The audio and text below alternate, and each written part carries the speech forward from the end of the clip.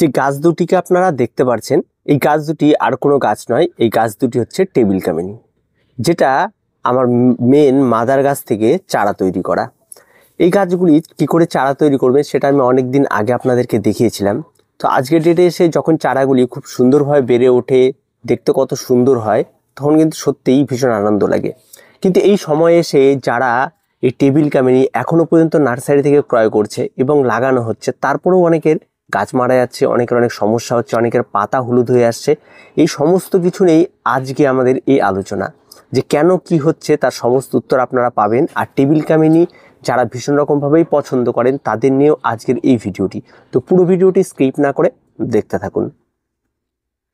প্রথমেই বলে রাখি যে চারা ক্রয় করা, যখন আপনারা নার্সারি থেকে চারা ক্রয় করছেন তখন সবার প্রথমে আগে খেয়াল রাখুন এরকম সতেজ চারা আপনারা ক্রয় করার চেষ্টা করুন।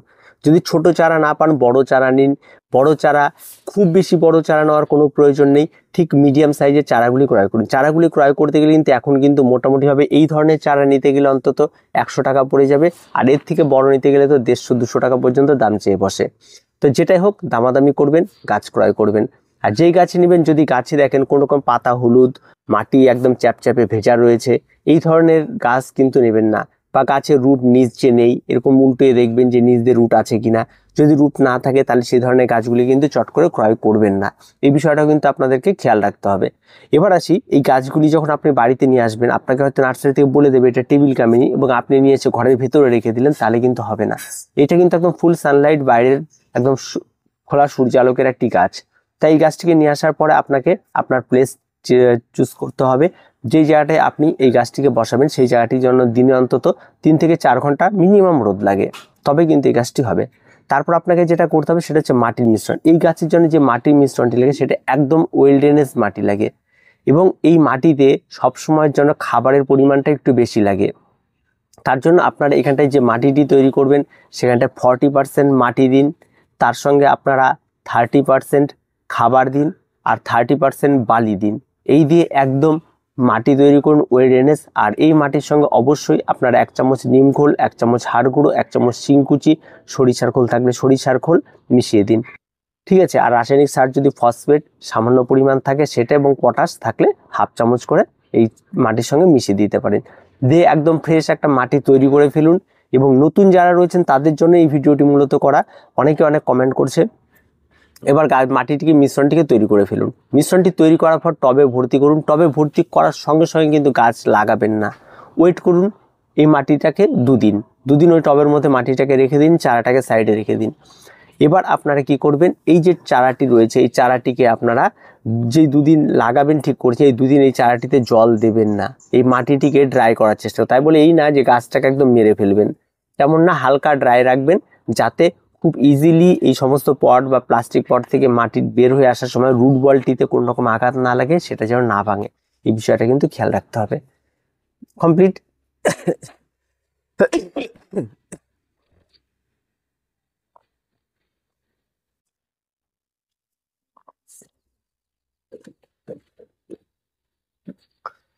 এবার গাছ তো আমরা অনায়াসেই খুব তাড়াতাড়ি লাগিয়ে দেবো। গাছ লাগিয়ে দেওয়ার পর আমাদের যে ফার্স্টে যে পরিচর্যাটি থাকবে সেটা হচ্ছে প্রথম দিন জল দেওয়া। জল দিয়ে গাছটিকে হালকা রোদ হালকা ছায়া এমন জায়গায় রেখে দিতে হবে। জলটা এমন পরিমাণে দেবেন না যে জলটা অন্তত 6 থেকে 7 দিন স্টে করে যায়। জলটাও খুব অল্প পরিমাণে দেবেন, যাতে গাছের গোড়াটাই শুধুমাত্র ভেজা হয়, সেভাবে আপনারা দেবেন। তারপরে আবার যদি দেখেন শুকিয়ে গেছে আবার জল প্রয়োগ করুন। এভাবে অল্প অল্প করে জল প্রয়োগ করুন প্রথম অবস্থা থেকেই। তারপর যখন গাছ সেট হয়ে যাবে, গাছটিকে দিনে 3 থেকে 4 ঘন্টা রোদ লাগে এমন একটি জায়গা চুজ করে সেরকম জায়গায় বসাবেন। এবার আসে এই সমস্ত গাছের রোগের বিষয়টা। রোগ কি, অনেকেরই গাছের পাতা ঝরে যাচ্ছে। পাতা ঝরে যাওয়ার মূল কারণ হচ্ছে, হয়তো উপরে আপনি দেখতে পারছেন যে মাটি শুকিয়ে যাচ্ছে কিন্তু ভেতরে জল জমে থাকছে, এটা একটা কারণ। আর একটা কারণ হয়তো আপনার গাছের মাটিতে এত পরিমাণ জল ধরছে যে কোন রকম ভাবে সেই জলটি ড্রেনেজ হয়ে বের হচ্ছে না, বা মাটি সবসময় ভেজা থাকছে।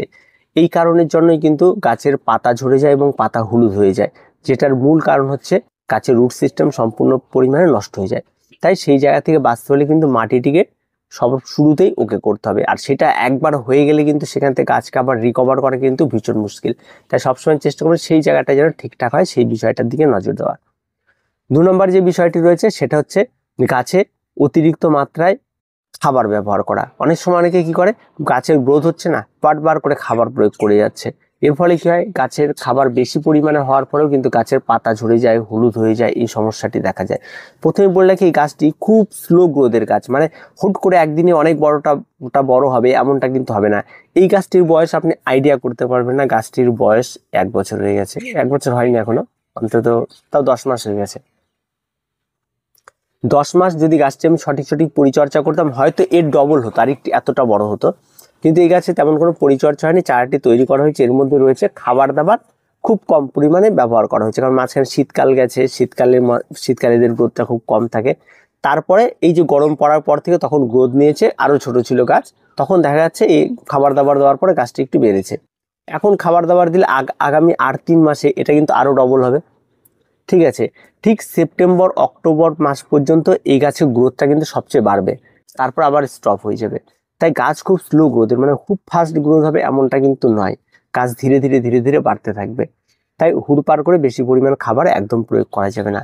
নর্মালি এই গাছে যে খাবারটি প্রয়োগ করবেন, একটা জৈব খাবার নেবেন, যদি আপনার কাছে ভার্মি কম্পোস্ট থাকে ভার্মি কম্পোস্ট 1 চামচ নিন, 1 চামচ নিম খোল নিন, এই দুটোই নিন, আর কিছুর প্রয়োজন হবে না।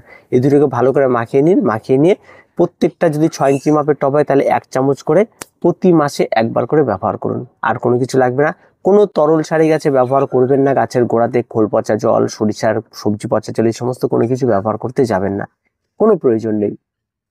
এবার বাকি থাকলো গাছের রোগ পোকামাকড়। এবার পোকার একদমই আক্রমণ এই সমস্ত গাছে ঘটে না, যদি কোনো কারণবশত ফাঙ্গাল আক্রমণ ঘটে সেটা মাটিতে ভেজা থাকার জন্য হতে পারে, তাছাড়া আর কোনো রকম ফাঙ্গাল আক্রমণও ঘটে না। আর মূলত শীতকাল বা অতিরিক্ত গরম, যেটা রোদ, প্রচণ্ড পরিমাণ রোদ যখন ওঠে তখন হয়তো এর পাতাগুলি একটু পুড়ে যায়, যদি কোনো কারণবশত হয়তো জলের অভাব দেখা দিয়েছে সেটা হতে পারে, তাছাড়া তেমন কোনো রকম কোনো সমস্যা কিন্তু নেই। রোগ পোকামাকড় এই গাছে একদমই নেই, পোকার আক্রমণ একদমই ঘটে না, তাই সেদিক থেকে একদম নিশ্চিন্ত থাকতে পারেন। আর যখন গাছ অনেকটা বড় হয়ে যায়, ভেতরে একদম ঘন হয়ে যায়, সেই সময় দেখা যায় ভেতরে মানে কিছু পাতা ছেটে দিতে হয় যাতে হাওয়া বাতাসটা চলাচল করে, না হলে কি হয়, ওই পুরনো পাতাগুলি যেখানে জমে থাকে সেগুলি পচে, বৃষ্টির জল টল জমলে সেক্ষেত্রে কিছু পচন রোগ ধরে, সেক্ষেত্রে ধসা ধরতে পারে। সেই জন্য সেই সময় একটু আপনারা সাপ থাক, অ্যান্টিফাঙ্গাল সাপ নামে যেটা সেটা, বা ব্লাইটক্স যেটা আছে সেটা একটু জলে গুলে স্প্রে করে দেবেন, তাতে যথেষ্ট। এর আর তেমন কোনো কিছু প্রয়োজন পড়লে সেটাও। এই গেল এই সমস্ত গাছগুলি পরিচর্যা। এবার আসি গাছের জল দেওয়ার বিষয়টা। অনেকেই আছে যারা অতিরিক্ত জল দিয়ে দেয়, এই সমস্ত গাছগুলি জল দেবেন না। গাছের টবের নিচে অনেকে ট্রে রেখে দিচ্ছে, যে জল দিচ্ছে, যে জলটা যখন ট্রেতে জমা ফেলে তার মানে ওভার ওয়াটারিং হয়ে যাচ্ছে। ট্রের প্রয়োজনই নেই, খুব অল্প পরিমাণ জলে গাছে প্রয়োগ করবেন, যাতে জলটা একদিনের মধ্যেই শুকিয়ে যায়, আবার জল প্রয়োগ করবেন, দেখবেন গাছ খুব ভালো থাকবে। গাছে একবারে বেশি জল কিন্তু একেবারেই গাছ নিতে পারে না। বর্ষাকাল যখন আসবে তখন গাছকে একদিন বৃষ্টির জলে ভেজাবেন, তাও মানে এই না যে সারা দিন বৃষ্টি হচ্ছে সারা দিন ভিজিয়ে রাখলাম, হয়তো ঘন্টাখানেক বৃষ্টি হলো, সেরকম একটা টাইম দেখে 1 ঘন্টাখানেক বৃষ্টির জলে এটাকে ভিজিয়ে রাখবেন, তাতে ভীষণ উপকার পাবেন, গাছ অনেক ভালো হবে। কিন্তু সারা দিন না, কিন্তু আবার বলছি হালকা একটু বৃষ্টিতে ভিজিয়ে নিতে পারেন, তাতে গাছে ভীষণ উপকার থাকে। আর বাকি থাকে মনিটরিং, গাছের প্রতি নজর রাখা, গাছকে ছাঁটাই করা, আমি কেমন শেপ দিব সেটাকে খেয়াল রাখা। ঠিক আছে, এগুলি সম্পূর্ণ আপনার উপরে, আপনি কিভাবে কি করবেন দেখবেন গাছ অনেক বেশি সুন্দর হয়ে উঠবে। আজকে এ পর্যন্ত, দেখা হচ্ছে পরবর্তী ভিডিওতে। প্রত্যেকে ভালো থাকবেন, প্রত্যেকে সুস্থ থাকবেন, আর চ্যানেলটিকে অবশ্যই সাবস্ক্রাইব করে রাখবেন।